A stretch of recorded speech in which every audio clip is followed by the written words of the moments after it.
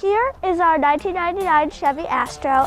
Today I'm going to show you how to replace brake pads and rotors. Yay! So before we jack it up, we're just going to get the lug nuts a little bit loose. Okay, I think I need a little leverage, so we have our handy dandy, big, huge thing right here. Winter was here. We talked about life until the snow disappeared.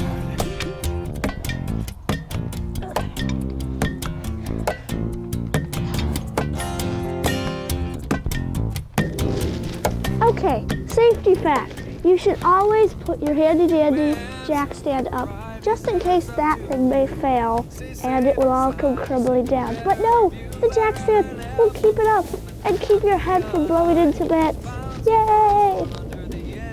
Now that we have the car jacked up, we can finally take the lug nuts off and then the wheel.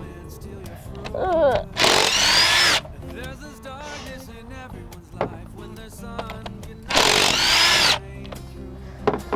Okay, so here's our 3/8" Allen wrench that we're going to use to get it out.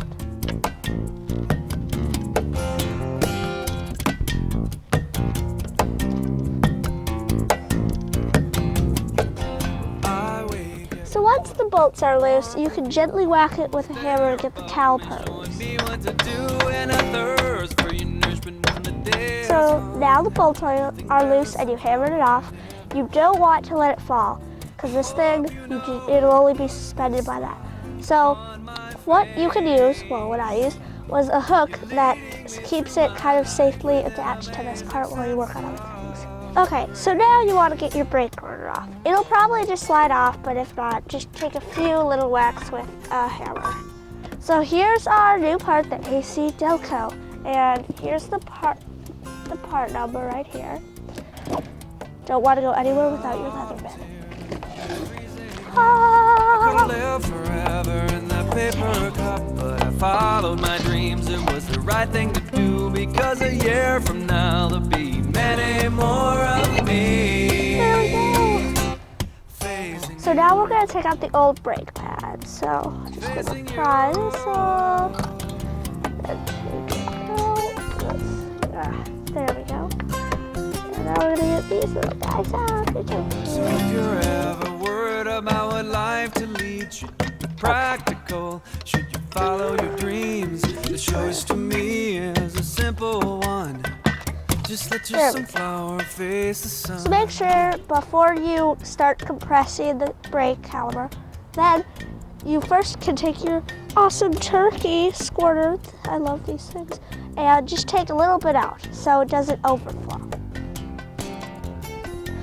Okay, so now we got our brake caliper compressor, and so it will just kind of compress the caliper, mostly what it says in the title.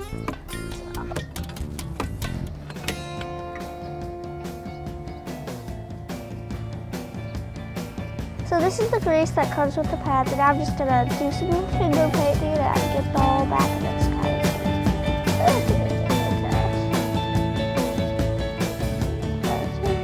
So now I put the new pads in. I can just push this down.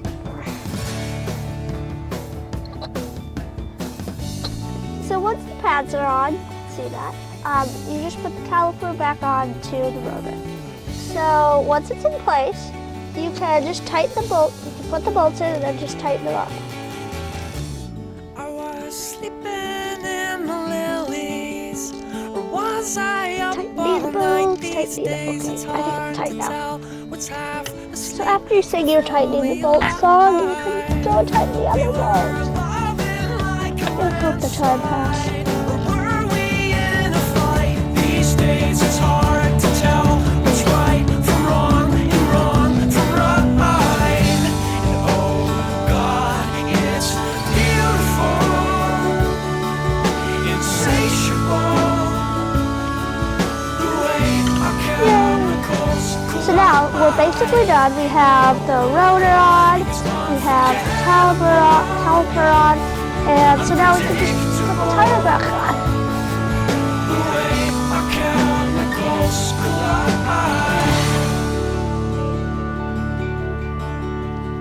The big tire named Ted.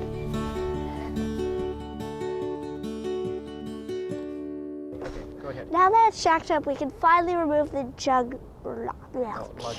lug nuts. I And keep take saying the tire juggernaut. off. I know. Say it again. I can't be so confused.